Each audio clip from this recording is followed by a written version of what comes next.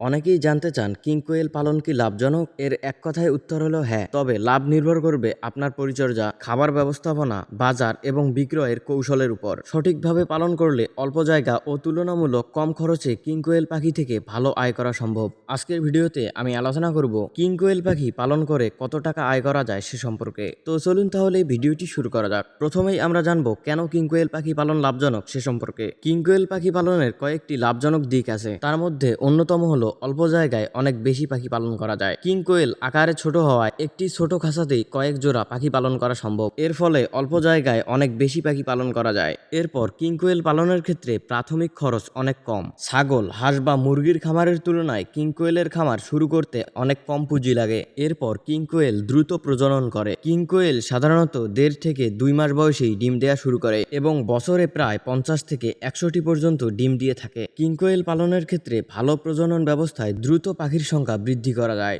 এছাড়াও কিং কোয়েল পাখি থেকে বিভিন্নভাবে আয় করা সম্ভব, যেমন প্রজনন বা অ্যাডাল্ট পাখি বিক্রি বা বাচ্চা বিক্রি করা যায়। আপনি চাইলে কিং কোয়েল পাখির ডিমও বিক্রি করতে পারেন। জাপানি কোয়েল পাখির তুলনায় কিং কোয়েল পাখির ডিম সাধারণত অনেক বেশি দামে বিক্রি করা হয়, তাই এখান থেকে একটা ভালো লভ্যাংশ পাওয়া যায়। এছাড়াও কিং কোয়েল পাখিকে অনেকেই শখের পাখি হিসাবে বিক্রি করে থাকে এবং অনেক ভালো দামে বিক্রি করে থাকে।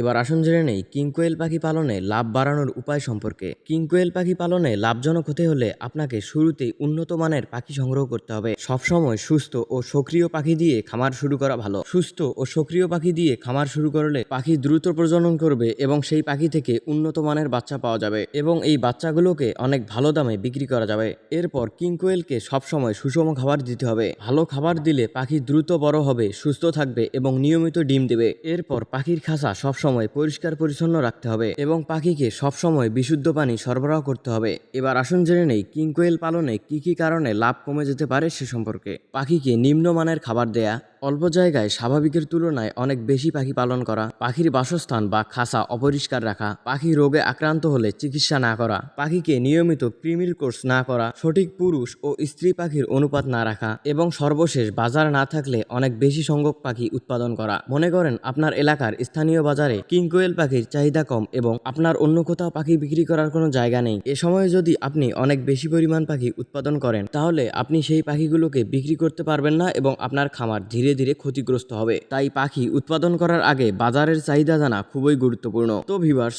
এই ছিল আজকের ভিডিওটি কেমন লাগলো অবশ্যই কমেন্ট করে জানাবেন। আর আপনি যদি আমাদের এই চ্যানেলে নতুন দর্শক হয়ে থাকেন তাহলে চ্যানেলটি সাবস্ক্রাইব করে আমাদের পাশেই থাকবেন। ধন্যবাদ। আসসালামু আলাইকুম।